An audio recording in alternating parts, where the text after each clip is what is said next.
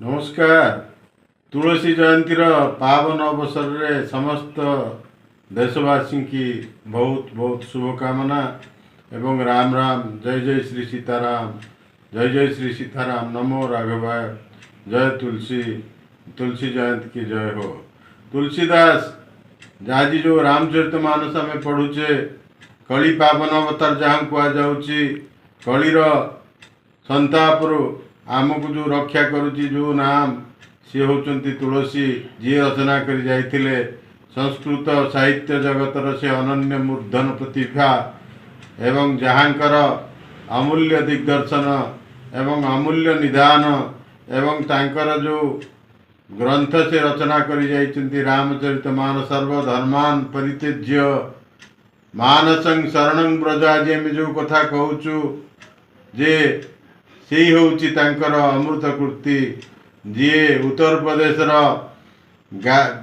गाजापुर गाँव में जन्म होते एवं तांकर 1532 मसीह तांकर जन्म होता। तुलसी माता हुलसी एवं आत्माराम दुबेकर से पुत्र थिले। पिला बेलू माँ बापा तांको छाड़ी देइथिले। से एमिति एक नक्षत्र जन्म होते बाप माँ को हरैया पड़ता एवं नरहरिदास तत्वावधान रे गुरु को पाखे रही से अध्ययन करथिले एवं तांकर स्त्री होचंदी रत्नावली, जहाँकर अमूल्य मार्गदर्शन रे तुलसी बन गई तुलसीदास। तेणु तुलसी जो आज आम गोस्वामी तुलसीदास को मन पकाउचे, तांका जन्म जो होता एत वर्ष तले एवं 1632 मसीह सी धाम को संवरण कले एवं से तुलसी जयंती रे आपण माने तांकर एक अमूल्य पाद एवं अमूल्य रचना को यदि मन पकाती रामचरितमानसर से स्वांत सुखाय तुलसी रघुनाथ गाथा भाषा निबंध मति मंजुल मातनोती।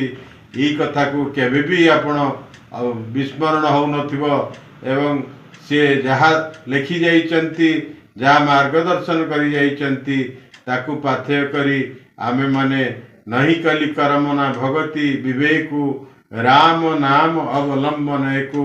सबु जिनिसर सबु तत्वर मूल होचंती भगवान राम एवं राम पिपासु रामचरितमानस पिपासु रामायण पिपासु समस्त अंतकरण रे समस्त सबसुधी जनकर मंगल कामना करुच्ची, मंगल बधाई दौची एवं से महापुरुषों को आज स्मरण करिवार समय जी आम गहन रे नांती, किंतु जहाँ को से छाड़ी जाइछन्ति ताहा आम जीवनर मार्गदर्शक हो जाइछि, पथ प्रदर्शक हो जाइछि।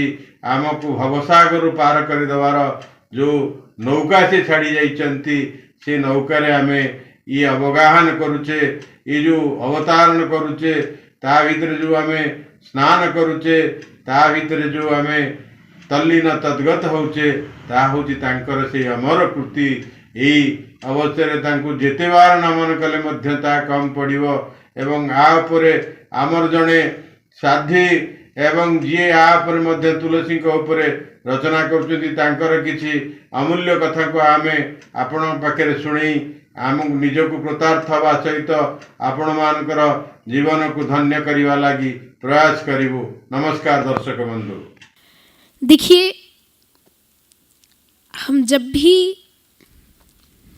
तुलसी बाबा के जीवन के बारे में विचार करते हैं तो मुझे क्या शिक्षाएं मिलती हैं उनके जीवन से, क्या शिक्षा हम ग्रहण करते हैं। तुलसी बाबा उन्होंने अपने जीवन में बहुत संघर्ष किया, तब जाकर इतनी बड़ी रामचरितमानस की रचना की। जो रामचरितमानस हर जीव का कल्याण कर रही है। तुलसी बाबा ने अपने जीवन में कितना संघर्ष किया और वही संघर्ष हमारे बापूजी ने किया, तब जाकर के इस रामचरितमानस को जन जन में प्रचार कर पाया और आज जन जन का कल्याण हो रहा है। जीव का कल्याण हो रहा है। तो तुलसी बाबा, उनके पिताजी का नाम आत्माराम था, आप सभी जानते हैं। तो मैं जब विचार करती हूँ कि तुलसी बाबा के पिताजी का नाम आत्माराम था, और एक भागवत में भी वर्णन आता है कि आत्मदेव पुरे तस्मिन् सर्ववेद विशारदः। श्रीमद् भागवत में एक आत्मदेव जी का भी वर्णन आता है कि एक आत्मदेव जी नाम के ब्राह्मण थे, उनके पुत्र का नाम था गौकर्ण। तो अब आप सभी जानते हैं, पर मैं ये बात क्यों कह रही हूँ, इसलिए क्योंकि आत्मदेव और आत्माराम, अगर इन नामों का अर्थ मिलाया जाए तो थोड़ा थोड़ा मिलता जुलता है। यानी भगवान ने आत्मा के द्वारा एक जीव का प्राकट्य किया, एक जीव बनाया। आत्मा के द्वारा परमात्मा ने एक जीव की उत्पत्ति की, जिसने जाकर के जन जन में रामचरितमानस का प्रचार करने के लिए, जन जन का जीव का कल्याण करने के लिए रामचरितमानस की रचना की। तो ऐसे बाबा तुलसीदास जी, जिन्होंने रामचरितमानस की रचना की, और उन्हीं की जयंती के पावन पर्व पर आज हम यहाँ उपस्थित हैं। और कुछ शिक्षाएं मिलती हैं हमें कि बाबा के जो माता पिता थे, उनकी जल्दी ही मृत्यु हो गई। जब बाबा छोटे थे, तुलसीदास जी छोटे थे, तभी उनके माता पिता की मृत्यु हो गई। और कहते हैं, देखिए, संसार में हर चीज़, हर वस्तु ऐसी है जो हमारे चुनने से मिलती है। हम संसार की हर चीज़ को चुन सकते हैं। कोई भी वस्तु हो, कोई भी चीज़ हो, हम चुन सकते हैं। कैसे? दोस्त मित्र भी हम चुन सकते हैं कि हमें कैसा मित्र बनाना है, कैसा नहीं बनाना है। हम अपना मित्र चुन सकते हैं। हम धर्म को भी चुन सकते हैं। आजकल लोग जैसे किसी और धर्म में जन्म हुआ, फिर धर्म बदलते हैं कि हम इस धर्म में जाएंगे, हम उस धर्म में रहेंगे। तो हम धर्म भी चुन सकते हैं कि हमें किस धर्म में हमारा जन्म हुआ, हमें किस धर्म में जाना है, किस में रहना है। हम हर चीज़ चुन सकते हैं। और तो और हम भगवान को भी चुन सकते हैं कि हमें किसका भजन करना है।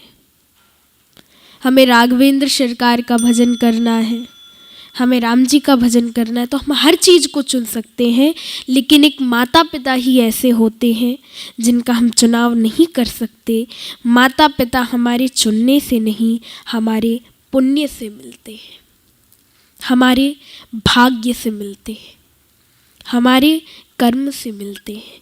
बस माता पिता ही एक ऐसे होते हैं। और भी कुछ शिक्षाएं कि बाबा तुलसीदास जी के जीवन में, जो उनकी माता, जब बाबा का जन्म हुआ तो उनकी माता ने उन्हें एक चुनिया बाई के गोद में समर्पित कर दिया। तो उनके जीवन में, बाबा के जीवन में, चुनिया बाई के बाद एक गुरु का आना हुआ, और गुरु के बाद गुरु ने छोड़ा तो एक शक्ति का आना हुआ। और एक जीव के जीवन में एक शक्ति का आना कितना महत्वपूर्ण है, एक शक्ति का आना कितना महत्वपूर्ण है, ये तुलसी बाबा के जीवन से हमें पता चलता है। एक शक्ति ने उन्हें एक ऐसी शिक्षा दी जिसने रामचरितमानस की रचना करवा दी, और जीव का कल्याण होने लगा। घंटी बज चुकी है, और मैं सिर्फ लास्ट एक बात कहना चाहती हूँ कि अभी तक बापू जी की कृपा से,